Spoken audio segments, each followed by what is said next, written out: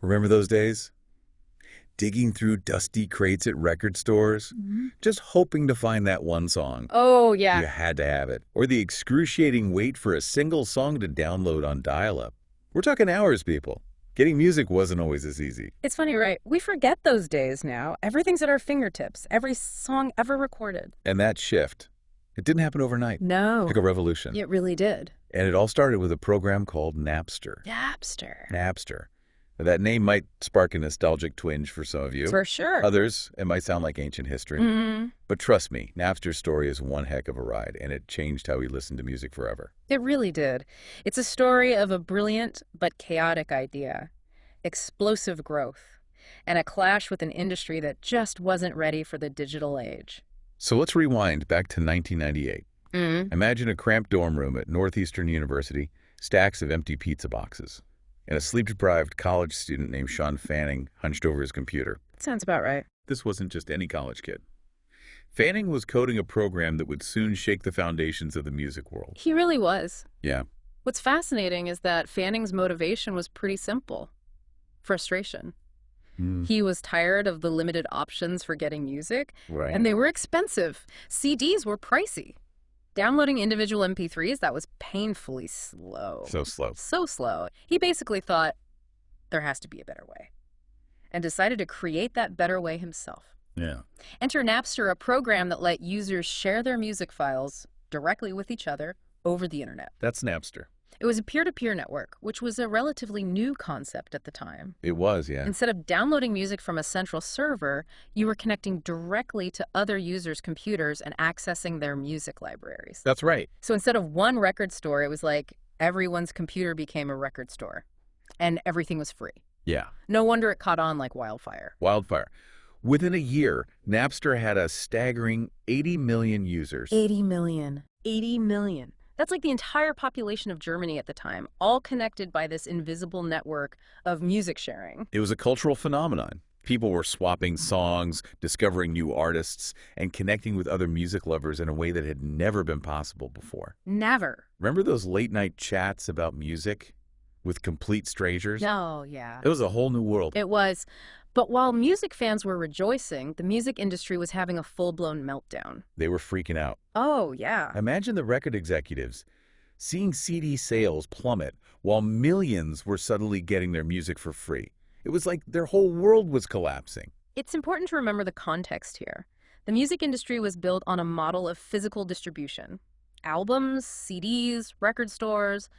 Digital music was still in its infancy. The concept of streaming was years away. Years away. Light years away. So Napster was a major disruption, and the industry really struggled to adapt. They did. Some saw it as an existential threat. Pure and simple. And those fears weren't entirely unfounded.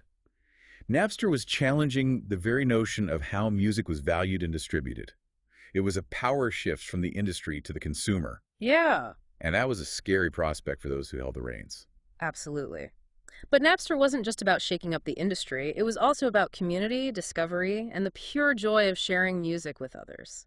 There was a real sense of excitement and possibility in those early days. There really was. Yeah, that's often overlooked in the narrative of Napster's downfall. It wasn't just a story of piracy and legal battles. Right. It was also a social and cultural phenomenon that tapped into a deep human desire for connection and shared experience. But as Napster's popularity soared, the legal clouds began to gather. Oh, yeah. Yeah. The recording industry wasn't going to sit back and watch their profits disappear. Yeah. They started filing lawsuits, and one band in particular became the face of the legal battle against Napster. Metallica. The heavy metal giants. Yeah. They discovered that their unreleased song, I Disappear, had leaked on Napster. Oh. They were furious, and rightfully so. Yep. It was a pivotal moment. Metallica's lawsuit brought the issue of copyright infringement into the spotlight and gave the recording industry a powerful ally in their fight against Napster. So Metallica really drew a line in the sand. They did. Soon after, Dr. Dre joined the legal fray, adding even more weight to the industry's claims. Oh, wow. These weren't just any artists. These were major players. And their involvement signaled that the music industry was taking this fight seriously. The legal battle was heating up.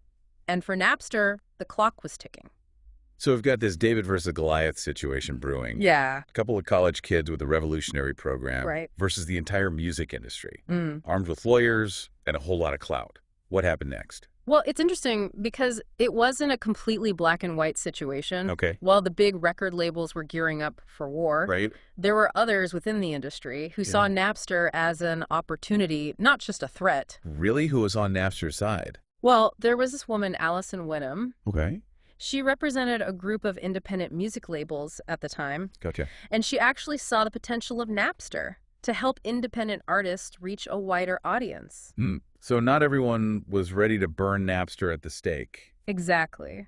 Wenham was pretty forward-thinking. Okay. She recognized that digital distribution was the future, Yeah. and she wanted to make sure independent artists weren't left behind. She even managed to negotiate a deal with Napster Oh, wow. to give labels and artists a cut of subscription fees. Wow. So there was a chance for a win-win situation, a collaborative approach instead of all-out war. There was. But unfortunately, the bigger record companies weren't quite ready to embrace that kind of change. They were too entrenched in their old ways of doing things. I guess it's hard to let go of a system that's been working for you, even if it's starting to crumble around you. Of course. And there was a lot at stake. They had built entire empires on physical albums and CD sales. Right. And Napster was threatening to dismantle that overnight. So it's understandable that they fought back, even if it seems a bit short-sighted in hindsight. Absolutely. It's a classic example of an industry struggling to adapt to disruptive technology. Yeah. And it's a pattern we've seen play out time and again throughout history. Okay, so Napster's fighting legal battles, trying to appease the industry while staying true to its core mission of free music sharing. What about Fanning and Parker, the two Seans who started it all? What happened to them in all this chaos? Well, they certainly didn't shy away from the spotlight. They became the poster boys for this digital revolution, Yeah. embodying the rebellious spirit of the internet age. They were young, brash, and challenging the establishment. They were kind of like rock stars themselves, weren't they? In a way, yes, they were disrupting a multi-billion-dollar industry from a dorm room. That's a pretty rock and roll story. So what happened to them after Napster ultimately shut down? Well, their entrepreneurial spirit didn't fade. Both Fanning and Parker went on to have very successful careers in tech. Really? In fact, Sean Parker became an early investor in, wait for it, Spotify. No way. That's almost too perfect. The guy who helped create the music sharing revolution invests in the company that becomes the streaming giant. It's like he came full circle. It really is a fascinating twist of fate, and it speaks to their vision. Even if it was a bit ahead of its time, they saw the potential of digital music distribution. Right. And even though Napster didn't survive in its original form, it paved the way for services like Spotify to flourish. So they may not have won the battle, but they definitely won the war, in a sense. That's one way to look at it. They forced the music industry to confront the digital age head on. They shook things up, and the landscape of music consumption was forever changed. It makes you wonder, what would the music world look like today if Napster had never existed? Would we all still be listening to CDs? It's hard to say for sure, but I think it's safe to say that Napster accelerated the inevitable. Yeah. It forced the industry's hand and sped up the transition to digital music. And now we have millions of songs available at our fingertips for a small monthly fee. It's amazing to think about how far we've come. It is. But it's important to remember that the transition wasn't without its casualties. There were a lot of artists, especially independent musicians, Right. who were deeply affected by the disruption Napster caused. Yeah, it wasn't all sunshine and roses. Napster was also a source of controversy and legal battles. Right. And some musicians felt cheated by the whole system. Of course. And their concerns were valid. Napster raised a lot of complex questions about intellectual property, fair compensation, and the value of music in a digital world. Right. And these are questions that are still being debated today. Even with streaming services like Spotify, the debate about how artists are fairly compensated continues. Absolutely. Napster was a catalyst for a much bigger conversation about the future of music. Mm. And that conversation is still ongoing. It wasn't just about technology, it was about the entire ecosystem of music creation, distribution, and consumption. It's remarkable how these two college kids, with their somewhat chaotic idea, managed to spark such a profound shift. It really is. Napster was a cultural moment, a turning point. It exposed the cracks in the old system and forced everyone to reimagine what the future of music could be. It's mind-blowing when you think about it. Two college kids I know, right? with a program coded in a dorm room Yeah. ended up disrupting a global industry. And the ripple effects are still being felt today. Think about how we consume music now. Streaming services dominate. Physical albums are almost niche. Artists connect directly with fans online. It's a completely different world. It makes you wonder if we're still figuring out the long-term consequences of that Napster earthquake. We're living through the aftershocks, so to speak. Exactly. And just like any major disruption, there are winners and losers. Right. Some artists thrive in this new landscape, Yeah. others struggle to adapt. The power dynamics have shifted, the way music is created and marketed has evolved. It's a constant evolution. Napster might be gone, but its legacy is woven into the fabric of the modern music industry. It's a reminder that even the most disruptive ideas can leave a lasting mark on the world. And it highlights the incredible pace of technological advancement. Yeah. What was revolutionary just a few decades ago is now considered commonplace. Imagine trying to explain Napster to someone who grew up with Spotify. Oh my gosh. They might not even grasp the concept of not having instant access to any song they want. It's like trying to explain dial-up internet to someone who's never known a world without high-speed broadband. Precisely. And it makes you wonder, what's the next Napster? What disruptive technology is lurking around the corner waiting to shake things up yet again? Maybe it's AI-generated music Oh, that perfectly caters to your individual taste, or immersive virtual concert experiences that rival the real thing. The possibilities are both exciting and a little daunting. and the ethical questions will only get more complex. Right. How do we protect artists' rights in a world of AI-generated content?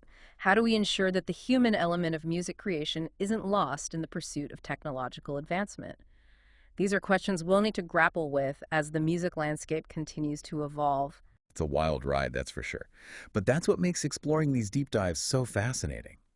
We uncover these hidden histories, explore the ripple effects, and gain a deeper understanding of how we got to where we are today. It's a reminder that the world is constantly changing, Yeah. and sometimes it takes a little disruption to push us forward. So for all of you out there who remember those Napster days, dust off those memories.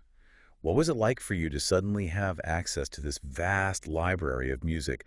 What were those late-night music discovery sessions like? Share your stories. Keep the conversation going.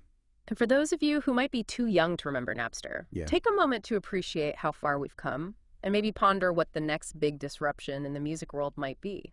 The story of Napster is ultimately a story of innovation, disruption, and the enduring power of music. It's a reminder that even in a digital world, music continues to connect us, inspire us, and shape our lives. So keep exploring, keep listening, and keep the music playing. Until next time on The Deep Dive, where we'll continue to delve into fascinating topics and uncover the hidden stories that shape our world.